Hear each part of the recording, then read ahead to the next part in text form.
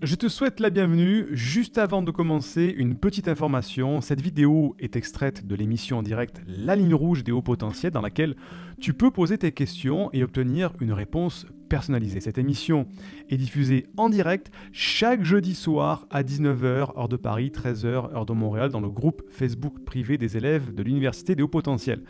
Si tu ne fais pas encore partie de ce groupe d'entraide et de bienveillance, tu peux y accéder en devenant élève de l'université. Pour cela, il te suffit juste de télécharger une première formation offerte dans le cadre de cette campagne de sensibilisation au haut potentiel. Le lien se trouve en description de cette vidéo ou en description du podcast. C'est tout simple, tu m'indiques à quelle adresse je dois t'envoyer la formation et tu la reçois tout de suite. Nicolas qui nous dit: Salut SIG, j'ai passé le test VICE 4 récemment avec un score de 112, plus détection d'un trouble de l'attention, TDAH ou pas. Cependant, je me reconnais malgré tout dans une quantité phénoménale de points chez les hauts potentiels. J'ai eu 15 au test que tu fais sur YouTube. Est-il possible que mon trouble ait biaisé mon résultat et que je sois HP malgré tout? Si ce n'est pas ça, je pense alors être HPE. Dans ce cas, est-il possible de passer simplement le test émotionnel, étant donné que j'ai déjà passé le test VICE 4? Merci à toi.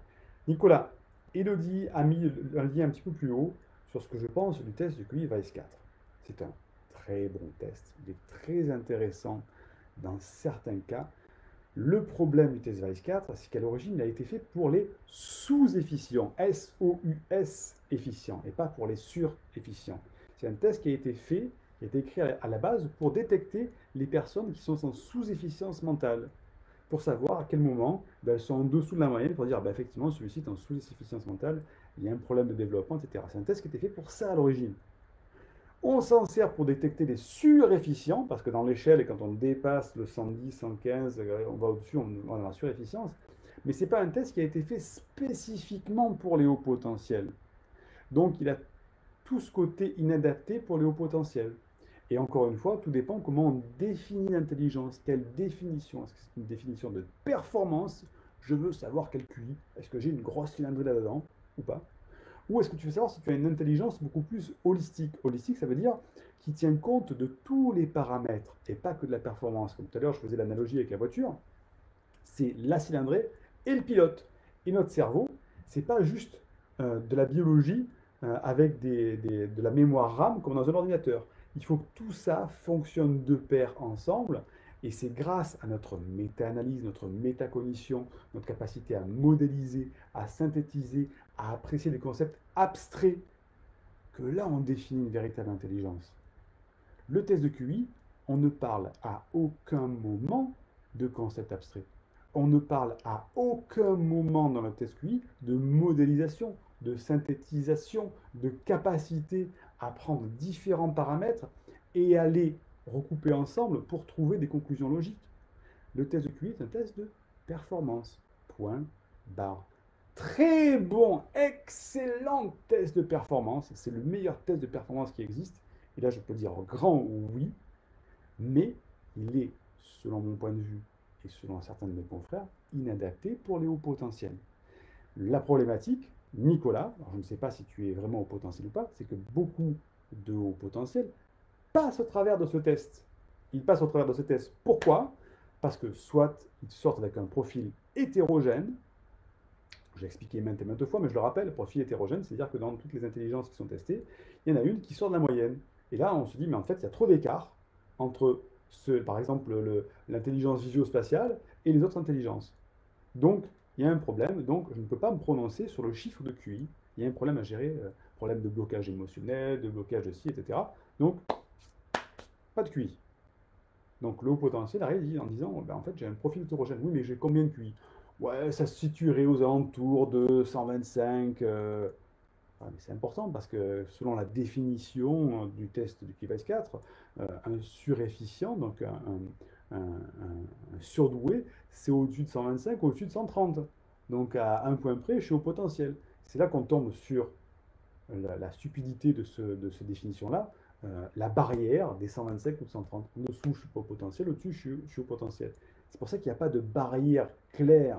C'est assez flou, cette barrière entre haut potentiel et normaux-pensant. Et c'est là qu'il y a toute l'analyse humaine qui est nécessaire pour voir si on a en face de soi un profil au potentiel par rapport à son comportement, par rapport à sa performance, mais pas uniquement par rapport à sa performance. Donc le haut potentiel passe au travers au niveau de l'hétérogénéité. Il passe au travers aussi au niveau de l'anxiété de performance. Un haut potentiel, si en plus c'est un haut potentiel émotionnel, il est submergé par ses émotions. En plus, quand il découvre qu'il est peut-être au potentiel, il est dans un bouleversement de sa vie. Il arrive le jour du test de QI-Vice 4, c'est le passage du baccalauréat, quoi. C'est le méga test. Si je rate ce test-là, je rate ma vie en fait. Donc le stress, il est à son comble, et anxiété de performance, parfois contre-performance, et on passe à côté du test, quoi qu'on en dise, puisque c'est un test de performance. Donc effectivement, le test VICE 4, très compliqué pour un potentiel, et on peut passer au travers. Donc ta question, Nicolas, est-il possible de passer simplement le test émotionnel? Oui, mais le test émotionnel tout seul, non. Il vaut mieux le prendre dans sa globalité. C'est pour ça qu'au sein de l'université, on fait passer des bilans de détection de la douance qui prennent tout en compte les 5 intelligences, la dynamique émotionnelle, et en plus ça, la détection des troubles associés, comme le trouble du déficit d'attention, comme les troubles bipolaires, les troubles dépressifs, les troubles du spectre de l'autisme, parce que tout ça, ça vient perturber le bilan de détection. Il y a beaucoup de similitudes avec tout ça. Donc c'est pour ça que il faut passer à un bilan de détection complet. Pas que HPE, parce qu'après tu vas dire, ah oui, mais en fait, est-ce que je suis au potentiel émotionnel ou est-ce que je suis hypersensible? Ah, comment on fait pour déterminer ça? Ah ben le HPE, un test de HPE simple, non, il ne te dira pas la réponse. Il faut aller voir s'il y a un petit peu d'intellect derrière, s'il y a un petit peu de cognition, parce qu'un haut potentiel est à la fois intellectuel et émotionnel, mais il a une prépondérance émotionnelle chez le HPE ou intellectuelle chez le HPI. Donc c'est pour ça qu'il faut prendre en compte tout pour essayer d'avoir un bilan le plus complet possible. Indique-moi en description à quelle adresse t'as envoyé la formation offerte qui s'intitule « Canalise tes pensées envahissantes et profite de l'instant présent ». Et surtout, partage cette vidéo à une personne de ton entourage que ça pourrait aider. Et n'oublie pas, comme le disait Einstein, la folie c'est de faire toujours la même chose et de s'attendre à un résultat différent. Si tu veux t'épanouir avec ta douance, c'est le moment d'utiliser le bon mode d'emploi, celui qui fonctionne avec toi, et de changer pour faire de cette terre un monde meilleur.